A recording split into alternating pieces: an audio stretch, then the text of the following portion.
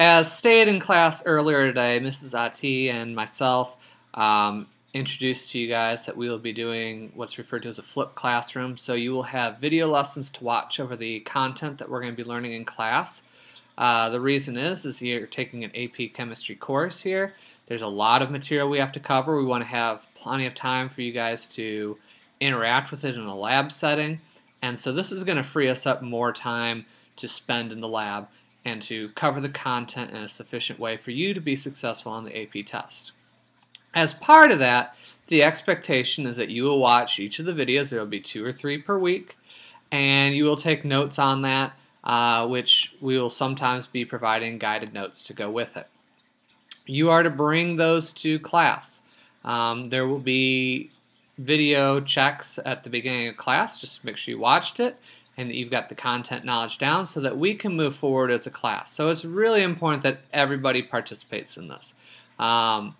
So our first video in that series is going to be parts of the atom. And our learning objectives for you guys with this video is that you can identify the parts of the atom. You can also determine the number of protons, neutrons, and electrons for a given element.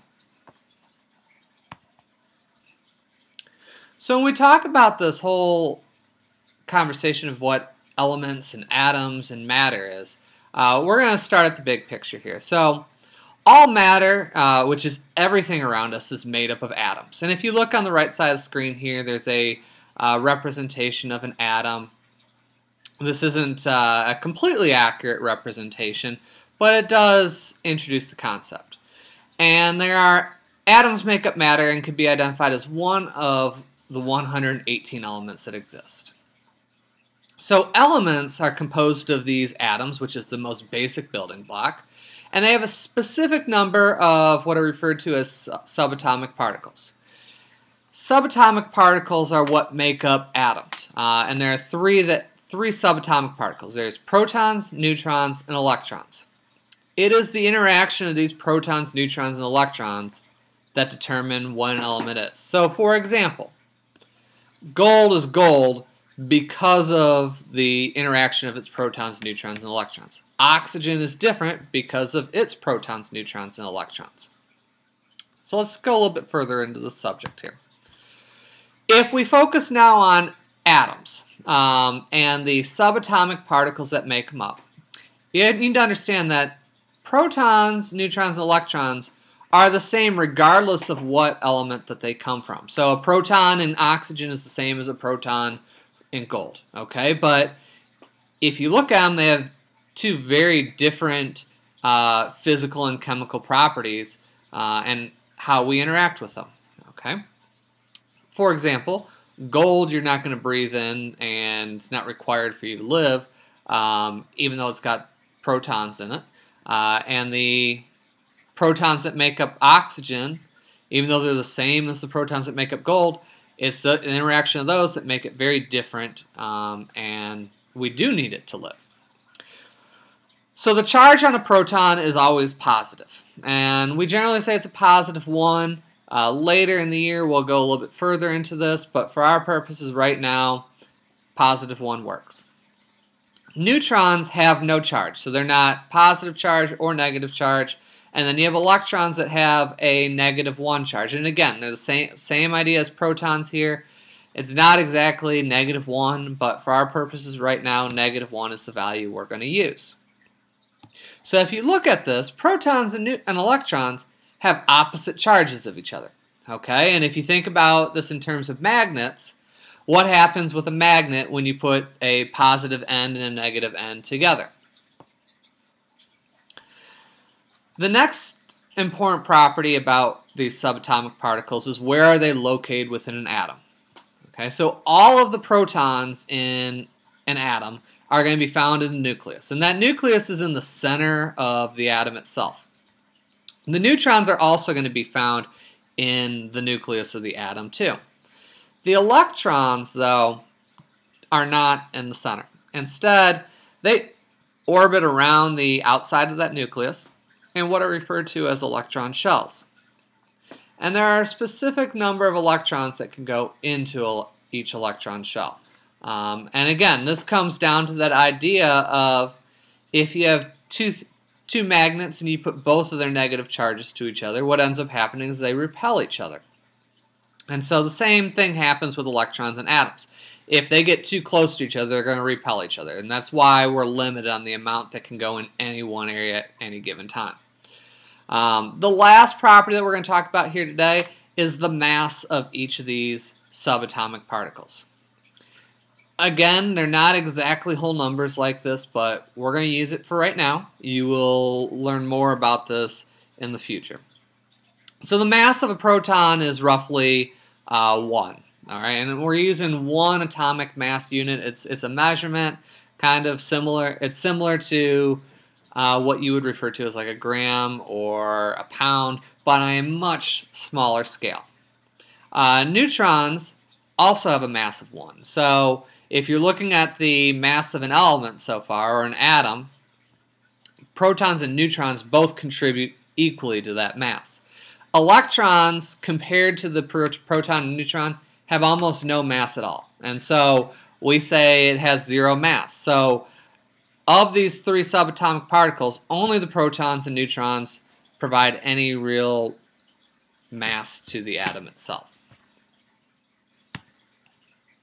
Now, before we get too far into this, just a little brief overview of the periodic table, because you're going to be using this quite a bit this year. It is organized into rows and columns, and we'll talk more about why it's organized the way it is. But I want you to be able to read certain pieces of information off of it right now. One of those is you need to be able to find the atomic number. You also need to find the name of the element, the symbol, and the atomic mass. Now, every periodic table, whether it's in a textbook or just on a piece of paper or on a poster, they have the same information, it just may be organized a little bit differently. Okay, so if we take a look at this periodic table here, you'll see that the atomic number is in the upper left-hand corner. The symbol is the large letter, it's a K. And the other thing, if you're looking at symbols on the periodic table, they consist of either 1 or 2 letters. The first letter is always capitalized, the second letter is always lowercase. And then we also have on there the name of the element and the atomic mass. And so that mass is how much an atom of that element weighs. Okay.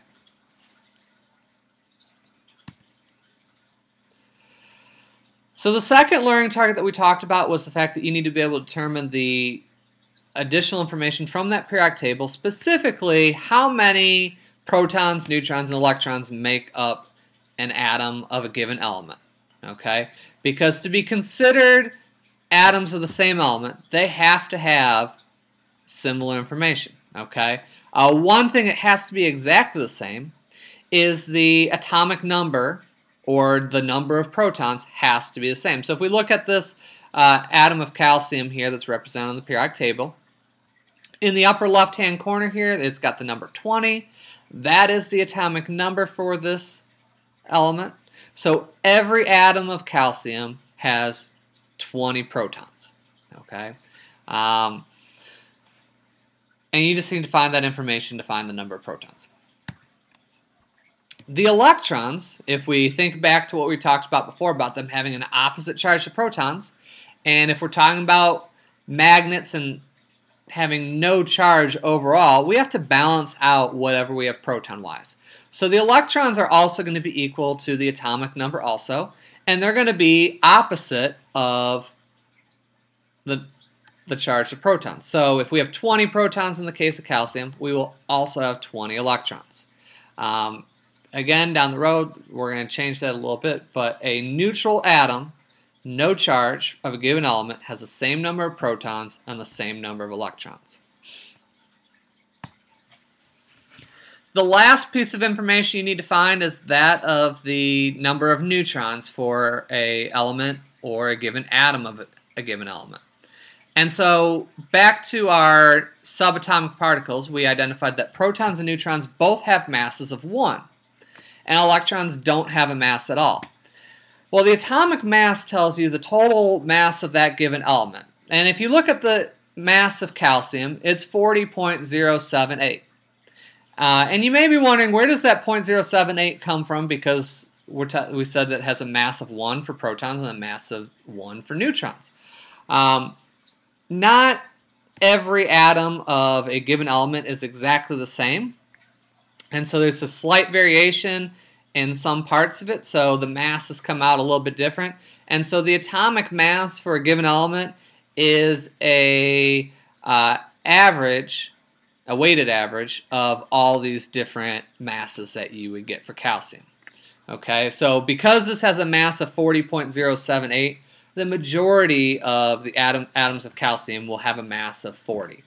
And we'll talk a little bit more about this in the next lesson.